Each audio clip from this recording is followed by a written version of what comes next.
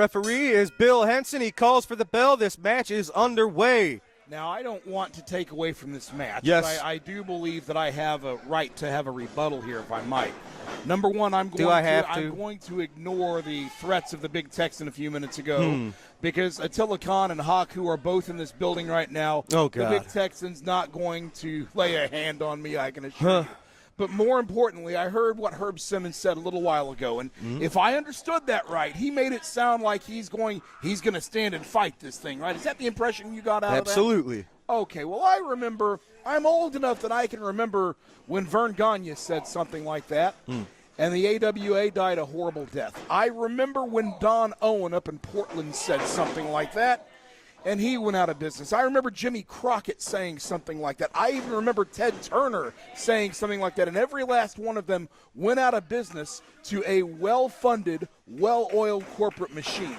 So he can talk as tough as he wants to. If he really wants to take on this fight and not take on the generous buyout that Stephen E. has offered him, I guess it's his own fault. I guess he's going to ignore history. You call it a generous buyout, but look at the wrestling wars of the 80s. We saw what happened. If you put up a fight, you died anyway. What are you supposed to do? Just lay down and willingly die? And get paid, yes.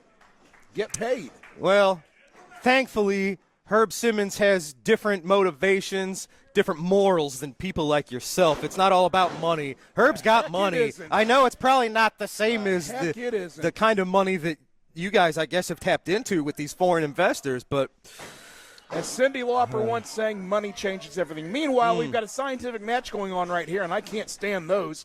Bill McNeil and Cade MaXen. MaXen with a nice counter to a head scissors there. So some good basic wrestling out of this kid. Well, we're still learning about Cade MaXen, and what he shows us each and every week is he's got more tricks in his bag than maybe we expect. This young man, who's still a relative newcomer here in SICW, really has a lot of potential.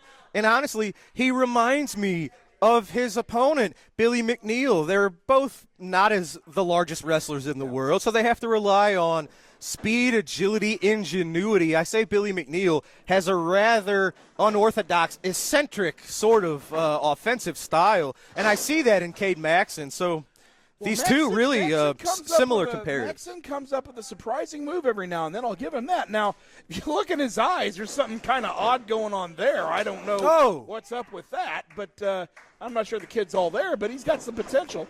But look at that. He ducked the Polish hammer. Absolutely. And we saw him really do very well a few weeks ago against trending Trent Daniels and was just a 1 second away from getting a 3 count a couple of times, but we saw the toughness, the tenacity of Trent Daniels as well. You saw that flying neck breaker that Cade MaXen just did to him. Imagine what Glenn Williams is going to do, because he knows that flying neck breaker too. Glenn Williams has all kinds of scientific maneuvers.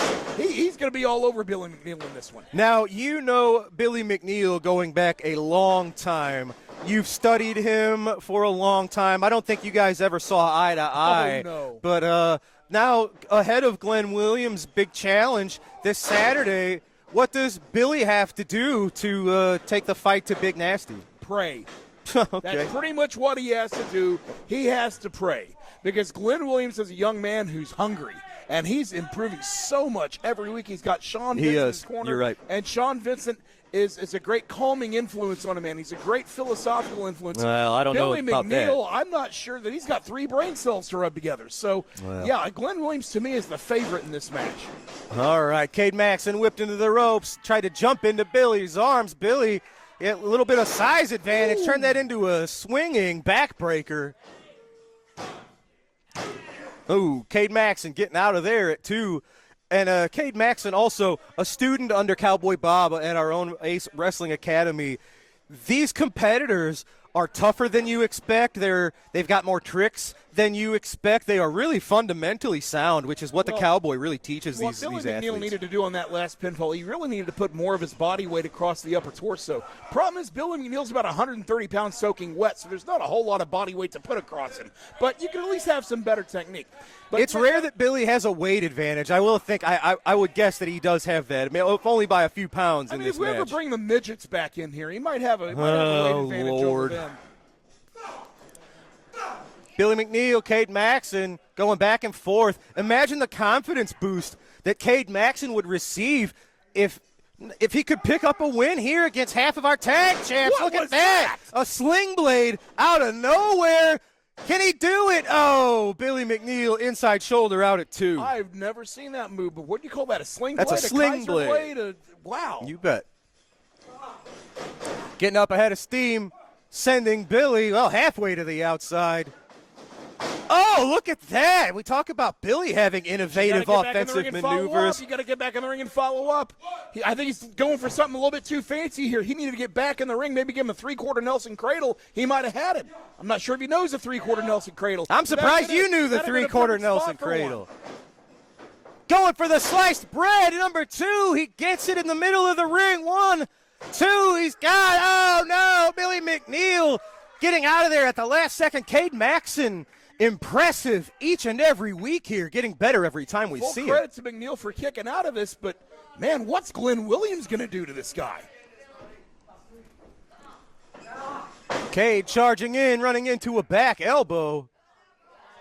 Billy McNeil trying to clear the cobwebs. Unless Billy McNeil was just swiping back his hair from his eyes. That may not be an issue after this Saturday. Oh! Billy McNeil reversed the reversal there, just kicking MaXen in the face.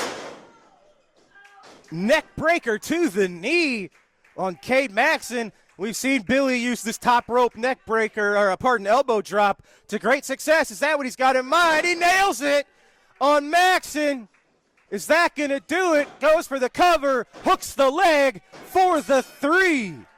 Cade MaXen proving to be one heck of a competitor for pretty much everyone he challenges here in SICW. But today, it's one half of your tag champs, Billy McNeil, victorious. Today, just days ahead of his huge match with huge stakes this Saturday against Glenn Williams. Well, this is the last time we'll see him before that huge match, ladies and gentlemen. So we are going to go to ringside as our very own Destiny Lynch catches up with Billy McNeil.